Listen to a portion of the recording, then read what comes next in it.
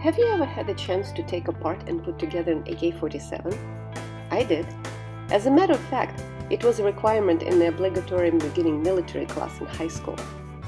Part of this course was acquiring skills in handling weapons. Always driven to succeed, not only did I learn how to break the Kalashnikov apart and put it back together again, I also learned to do it in record time. I became fastest in my class. I also won a citywide competition in rifle shooting.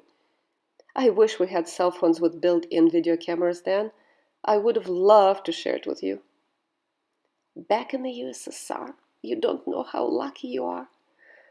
Actually, growing up, I did consider myself lucky. I sincerely thought I was free, listening to propaganda and not knowing anything different. Life was simple, pre-planned, and predictable for this Soviet girl.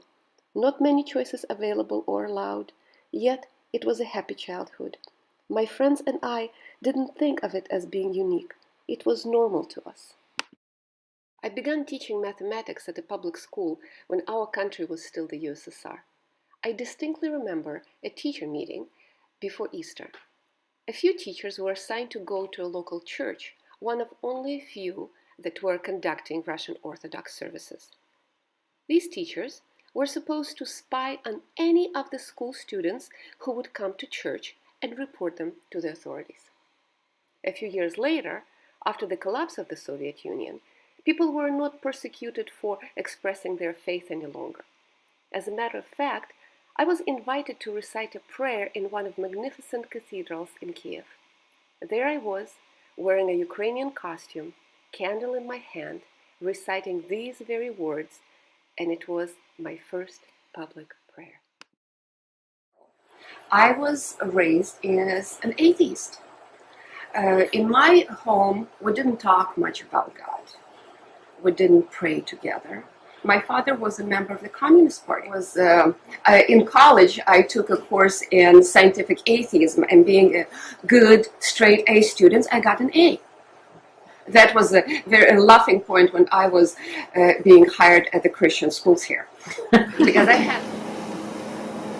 My grandma, on a few occasions, would tell me stories about her father reading the Bible.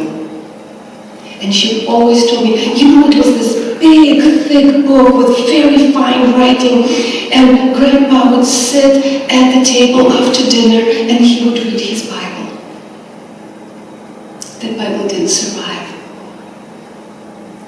There were few heirlooms in our family. There were few Russian Orthodox icons. Old Russian Orthodox tradition, these icons were used to bless a couple when they were wed. So we had a pair of icons that were passed from generation to generation, and they were family heirlooms. But one night, and it happened when my mom went on a 3-week-long trip. She was gone. I was about 13 at the time. And I was lonely. I missed my mom. I stayed with my dad. But one night, gold, the gilded surrounding of those images attracted my attention. God used that to draw my attention. Nobody ever taught me to pray by then. And I started to pray. I prayed for my mom's safety. Then I prayed for my daddy. Then I prayed for my friends. Then grandparents. Then everybody in the world. And I put a sign of a cross and sign of a cross around me. And I went to sleep. I didn't share that with anyone. I was praying that little prayer every night for years without telling anyone. I didn't share it with my mom. I didn't share it with my grandmother. But I know now that it was my grandmother's prayers. She didn't share with me that she was praying on and on. Only later, when she was about 70 years old, she told me more about her constant prayers. She just didn't want to get me in trouble. There is also another part to my testimony. After moving to California in the late 90s, I taught math at private schools. I loved what I did, yet God had a different plan. He allowed me to experience severe anxiety and panic attacks. It is a condition that affects millions of people worldwide, yet it is not addressed much in a Christian community. God used my struggle to teach me how to become confident as well as how to comfort others. I often share the story of my struggles, from questioning our Creator to making transformational breakthroughs to overcoming worry and overthinking. I came from hopeless and fearful to hopeful and empowered, and wrote a book about it. Today, I encourage audiences around the world to trust God, trust themselves and those around them on their journey in reaching confidence and empowerment. I remind that they are fully equipped by God to arise strong and reach for a life full of joy and contentment. I equip women with techniques that help them overcome fear and self-doubt and block toxic overthinking.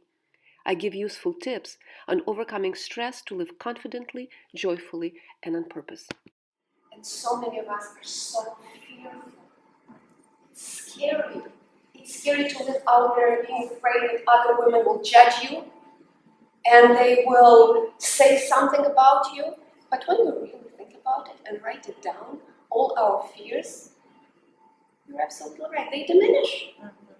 They diminish significantly in the amazing power that is given to you. We are royalty. We are going to act like that, right?